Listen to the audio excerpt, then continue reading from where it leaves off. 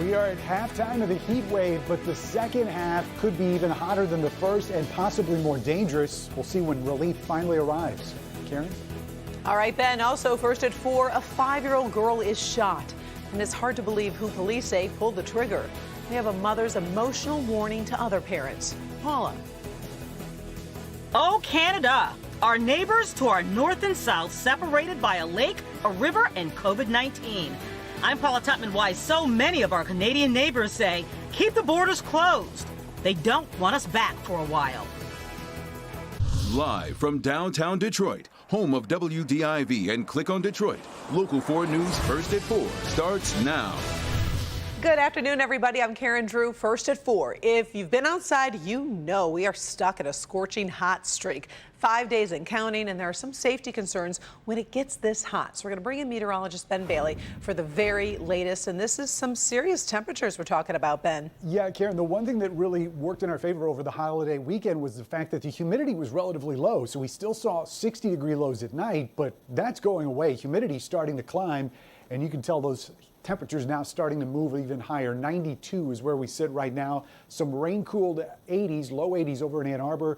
Flint right now at 96 degrees. And as we take a quick check of Storm Tracker 4, which apparently we are not going to see, so we'll check that in just a few minutes. We'll tell you, though, the temperatures not only going to climb, but those heat index readings could be running into triple digits as we head towards the end of the week. Plus, air quality alerts have been extended into tomorrow. We'll discuss all of that and see some finally cooler temperatures in just a few minutes. Well, that would be appreciated. Thank you, Ben. Now, tracking down COVID-19 exposures is something more of us will have to be watching as we try to get back to a more normal lifestyle. The daily numbers show the virus is definitely not gone, with hundreds of new cases in Michigan each day. 295 reported in the past 24 hours. Also, 3 more people have died.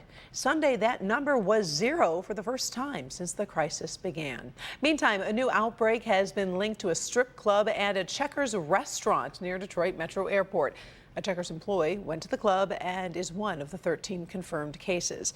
An alert has gone out to anyone who visited the Playhouse Club between June 17th and July 1st, or the Checkers in Romulus between June 27th and July 4th. So if so, please call the Wayne County Health Department. A 5-year-old girl is in the hospital this afternoon after being shot in the head by her 4-year-old brother.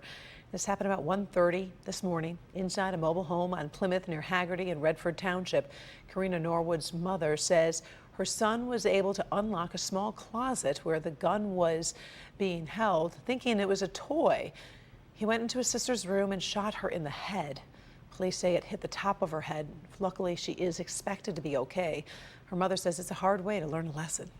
I just advise all you parents to put up guns and keep them away from your kids and don't let them be able to get them. A lock in the back room does not work.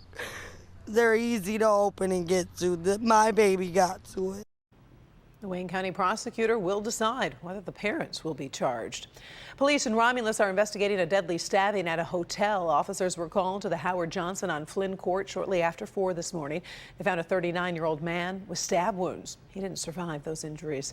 A 29-year-old man was taken into custody. Police say the victim and the suspect knew one another. Investigators say they're still trying to figure out exactly what led to that stabbing. Today, the White House Chief of Staff is defending President Trump on 2 hot topics: the new coronavirus claim and reports of Russian bounties on U.S. soldiers. Let's bring in Kimberly Gill. She's in the newsroom, and let's start with the president claiming that 99% of COVID-19 cases are harmless. Hi, Karen. Good afternoon. Yes, the president made that comment over the weekend, setting off a new round of criticism and questions. Critics say he is once again downplaying the risks of coronavirus, while the president's chief of staff didn't directly defend the 99% claim. He tried to explain what the president meant. If you look at the vast majority of those from 65 years of age and younger, if they don't have a comorbidity, we're looking at this as not only not as dangerous as a number of other things that could potentially cause a loss of life, and that's the real key. Many health experts don't agree with the president's assessment. The World Health Organization has said 20% of those with COVID-19 progress to serious symptoms. The death rate here in Michigan is about 9%. Meadows did, though, downplay allegations about Russian agents putting bounties on U.S. soldiers in Afghanistan. The president says he was never briefed on that. Meadows says Democrats are blowing that story out of proportion. I can tell you that if my Democrat colleagues would take more time reading their intel briefings and less time reading the New York Times, perhaps they would look at this in the appropriate manner. Well, one more note about the president. He scheduled his next campaign rally for this coming Saturday in New Hampshire. Anyone who attends will need to sign a liability waiver in case they get coronavirus. But this event is scheduled to be outdoors at an airport. Karen, that's it for now. We'll send it back to you in the studio. All right. Thank you, Ken. Right now, we are pointing one of our cameras toward the Ambassador Bridge, one of the crossings into Canada. But not many people are crossing right now, and a new survey says a big majority of Canadians are not ready to welcome non-essential Americans back to their country. Paula Tutman shows us how each nation is handling COVID-19 is really creating a large divide in our natural borders. So Canada does these surveys with its citizens weekly just to kind of gauge the pulse of the nation. And this is the resident sentiment from June 23rd. The basic question on this survey was the level of welcome towards visitors. When you look at the question specifically about the United States and you average all of the provinces, Ontario has the average, 13%. Only 13% of Canadians want Canada to reopen its borders with the United States on average. Of the 5,500 miles of border the United States shares with Canada, across Great Lakes and rivers from the UP to Port Huron to Detroit, Michigan shares more than 700 of those miles to our close neighbor geographically and geopolitically. But our closest neighbor is at odds with itself. We're seeing the politicization that's going on your side of the border, that it makes it very concerning to have a free flow back and forth. The vast majority of Canadians have told their government they would prefer the borders to remain closed for now, based on the United States response or lack of response to COVID-19, says John Litke, a Windsor podcaster of Rose City Politics. I have been speaking with many people. I put up a couple posts on my social media feed just in the past hour asking if the border should remain closed or whether it should open sooner, and there was not one person advocating that it should open up sooner. On the Johns Hopkins map, the U.S. leads the world in cases. Today, almost 2.9 million cases of the coronavirus. Canada, 20 slots down, with about 107,000 cases. We're a small country in contrast to the United States. We're only 38 million, which is virtually the population of California. So, I mean, we've taken really concrete efforts here to stamp out the virus, to flatten the curve. But for some, there's a symbiosis between our two countries. Ronaldo Agostino is a businessman in Windsor who owns the very popular Cheetahs. Going out on a Saturday night would entail, having dinner in Windsor and going to a bar in Detroit, or vice versa.